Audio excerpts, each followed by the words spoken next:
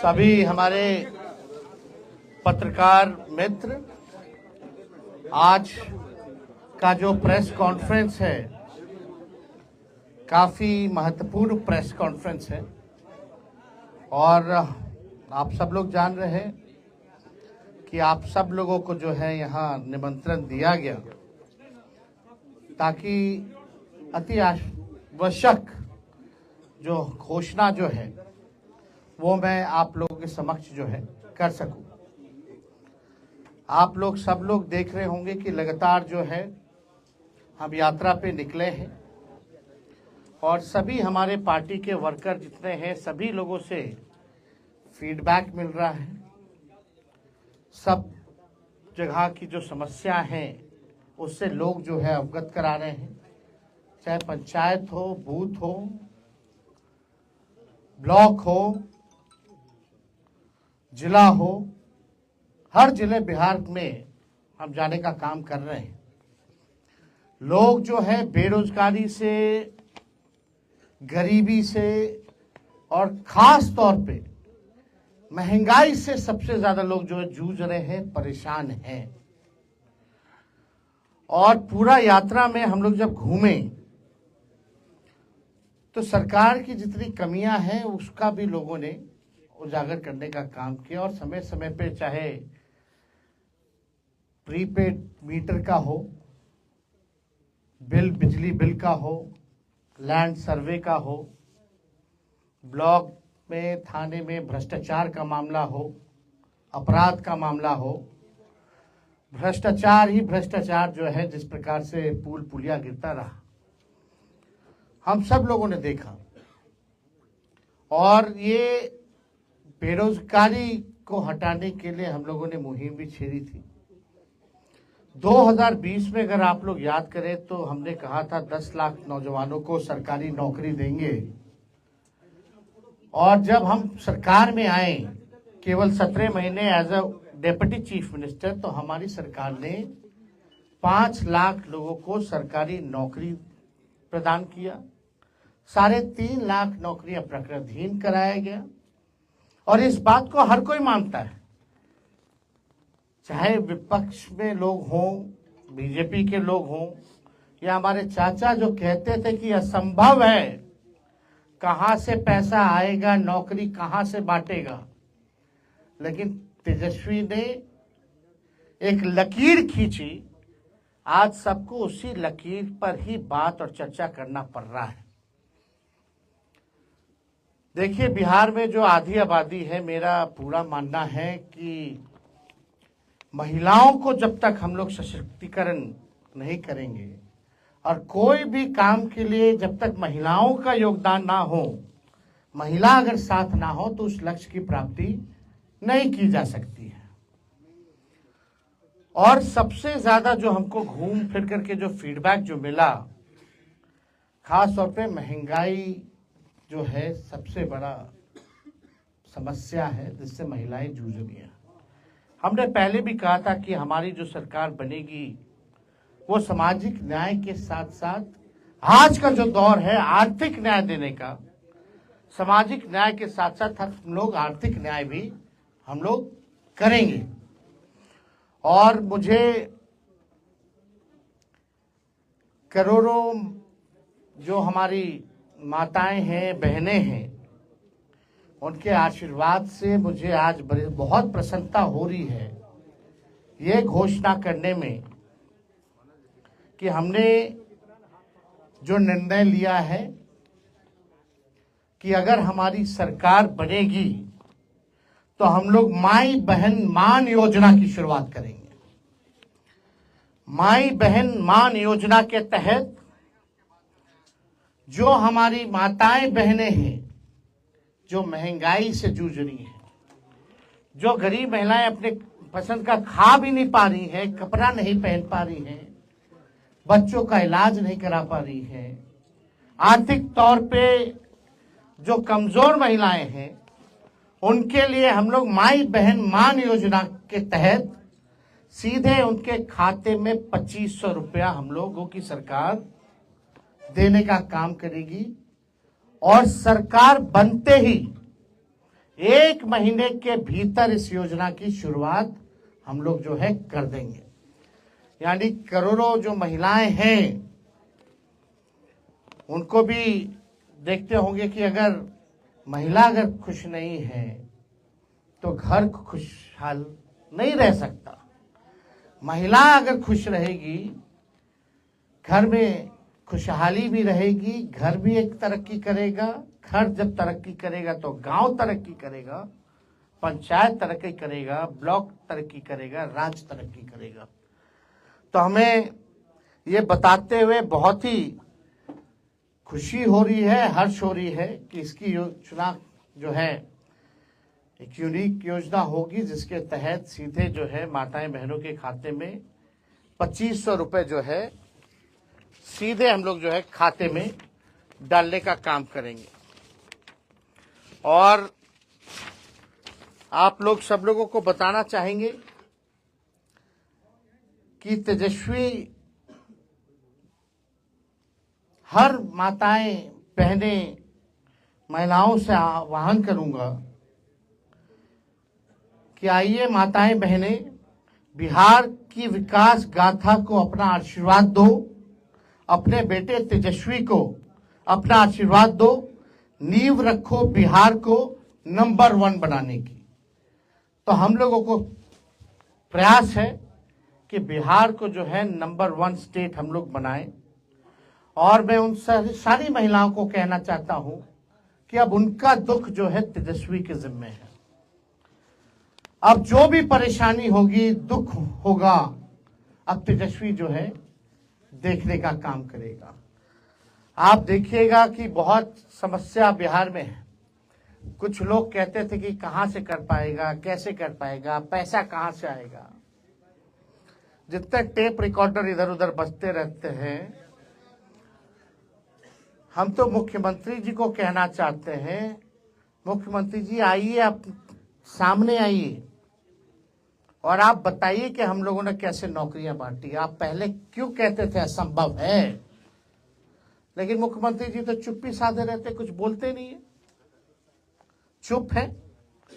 बड़ी सी बड़ी घटना हो जाती है पूरे बिहार में जो है, आप देखिएगा कि अफसरशाही किस प्रकार से हावी है। हाथ पैर जूता लाठी सब चला रहा है नौजवानों पर। इसका हम लोगों ने कड़ा विरोध किया है। और बिहार में जिस प्रकार से सरकार नाम की कोई चीज नहीं रहेगी। मुख्यमंत्री कहां गायब है कुछ नहीं पता। अपनी यात्राओं पे इतना खर्च कर रहे हैं जो आज तक किसी भी बिहार के मुख्यमंत्री ने खर्च नहीं किया, ये दावे के साथ कह सकते हैं। 2 अरब 25 करोड़ 78 लाख रुपए खर्च करेंगे केवल संवाद के लिए। तो ये बड़ा प्रश्न है। महिलाओं के सशक्तिकरण को लेकर के हम सब लोगों का प्रयास है कि सभी लोगों के दुख दर्द को हम लोग जो है दूर करें, लोगों को जो है आर्थिक न्याय हम लोग दिलाने का काम करें। इसलिए आज दरभंगा में आप सब लोगों को जो है हम लोगों ने निमंत्रण दिया एक महत्वपूर्ण घोषणा के लिए कि हम लोगों की सरकार बनेगी तो माई बहन मान योजना की हम लोग जो है शुरुआत करेंगे। तो और कोई अगर आप लोगों का सवाल है, जो जरूरतमंद महिला है उन सबको मिलेगा। आप सब समय आने पे सब चीज बताया जाएगा। नौकरी मिला कि नहीं मिला, मिल रहा है कि नहीं मिल रहा, लेकिन फर्क यही है तेजस्वी के आने से पहले और जाने के बाद पेपर लीक हो जाता है, यही फर्क है। कदाचार मुक्त परीक्षा नहीं हो पा रहा, पेपर लीक मुक्त परीक्षा नहीं हो पा रहा, किसी पे अधिकारी पे कोई कार्रवाई हो रही है क्या? यही सवाल कई बुद्धिजीवी हम लोगों से पूछते रहे। कई प्रेस मीडिया के हमारे अनुभवी लोगों ने इस सवाल को उस समय में पूछा था और हमारे माननीय मुख्यमंत्री जी ने तो असंभव बोल दिया था। लेकिन जब तेजस्वी आया तो तेजस्वी ने करके दिखाया। देखिए, हम कुछ भी बात करते हैं, भले ही हमारी कच्ची उम्र है लेकिन कच्ची जुबान नहीं है। हम जो कहते हैं वो करके दिखाते हैं। अब बिना अध्ययन के हम कोई बकवासबाजी हम करते नहीं। हमने साइंटिफिक रिसर्च किया है, हम लोगों ने अध्ययन किया है, तभी जो है हम इस बात को बोल रहे हैं। हम जो कर सकते हैं वो हम करेंगे और बिहार की जनता को हम ये बता दें कि हमें एक मौका दीजिए। क्यों नहीं? नीतीश कुमार जी 20 साल से राज कर रहे थे, भाजपा के लोग तक कभी टूरिज्म पॉलिसी बनाया क्या? स्पोर्ट्स पॉलिसी बनाया क्या? आईटी पॉलिसी बनाया क्या? एमओयू हम लोगों ने 50,000 करोड़ का साइन करवाया था बिहार में निवेश के लिए, सब काम ठंडा पड़ा हुआ। जो पढ़ा लिखा उसको भी हमने नौकरी दिया, जो खेला कूदा मेडल लाओ नौकरी पाओ उसको भी डीएसपी हम लोगों ने बनाने का काम किया। काम हम लोगों ने किया। अस्पतालों की व्यवस्था हम लोग सुधारे, रात रात भर हम घूमते थे। आज आपका दरभंगा का डीएमसीएच बचाने वाला कौन है? क्या हालत थी डीएमसीएच की? वहां एम्स ले जाना चाह रहे थे। दरभंगा में हम ही ने कहा कि भाई डीएमसीएच पीएमसीएच के बाद सबसे बड़ा है, इसकी फैकल्टी मेंबर इंटरनेशनली है, ये ऐतिहासिक जगह है, इसको हम लोगों को बचाने की जरूरत है, इसका विस्तार करने की जरूरत है। यहाँ एम्स अगर खोला जाए तो और थोड़ा बाहर जाकर के खोला जाए ताकि शहर का भी जो है बढ़ेगा, फैलेगा।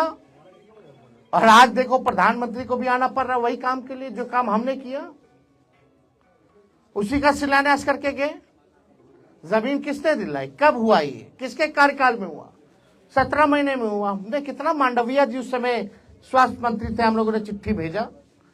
तो सब चीज ऑन रिकॉर्ड है, सब चीज किसी से छुपाया नहीं जा सकता ना। क्यों नहीं मुख्यमंत्री जी को ख्याल आया भाई कि स्पोर्ट्स पॉलिसी बनानी चाहिए?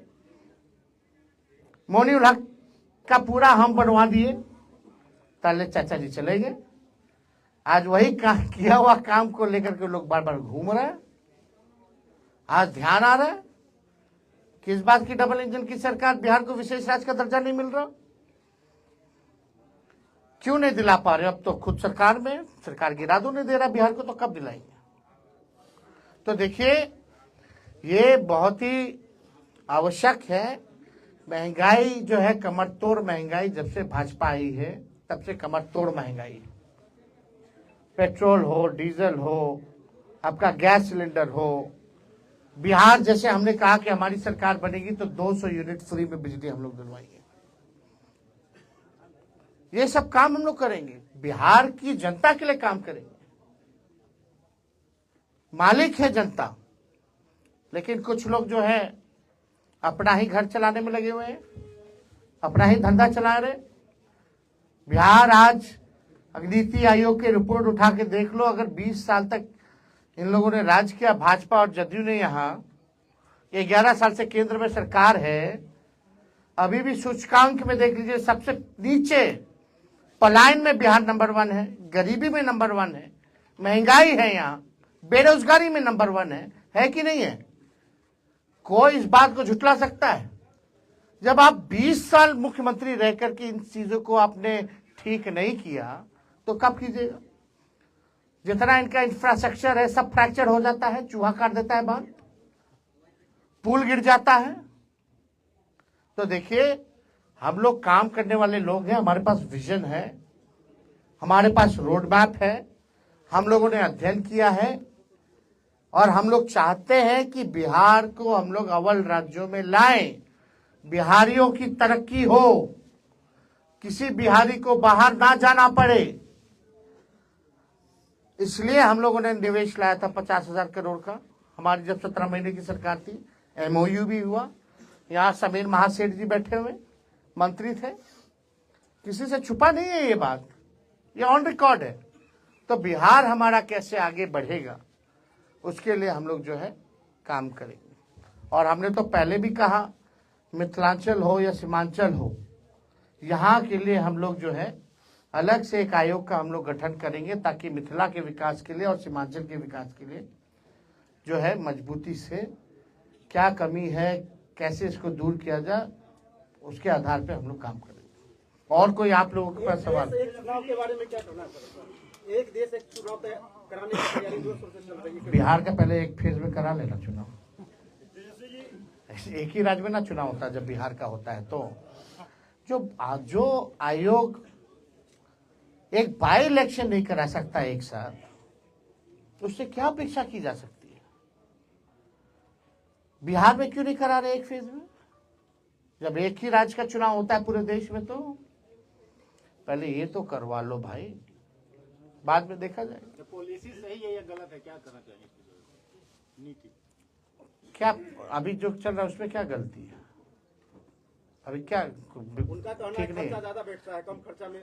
मोदी जी कितना बचेगा खर्चा?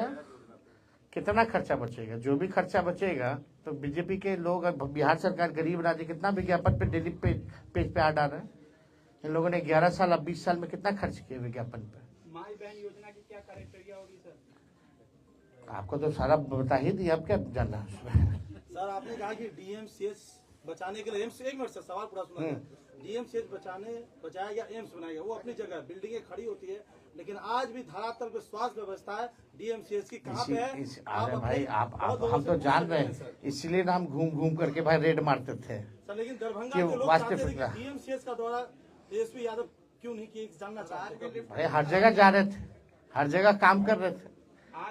चलो ठीक, रिपोर्ट नहीं आती है ठीक, एक मिनट क्या ये मान लिया जाए कि आरजेडी अब पूरे तौर पे चुनावी मोड में आ गई है? जिस तरह से आप फैसला कर रहे हैं, जिस तरह से आप बता रहे हैं कि हम जनता के लिए क्या करने वाले हैं, हमारा विजन क्या है। जनता नहीं जानना चाहती कि हम क्या करेंगे अगर सत्ता में आएंगे तो जनता तो जानना चाहती है, तो हम बताएंगे। तो क्या चुनावी मोड में आ गए?